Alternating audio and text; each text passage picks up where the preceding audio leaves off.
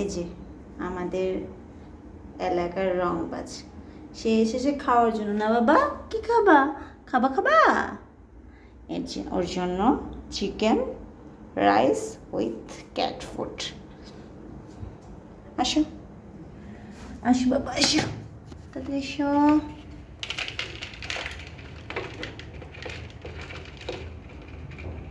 সব cat food নিচে চলে গেছে।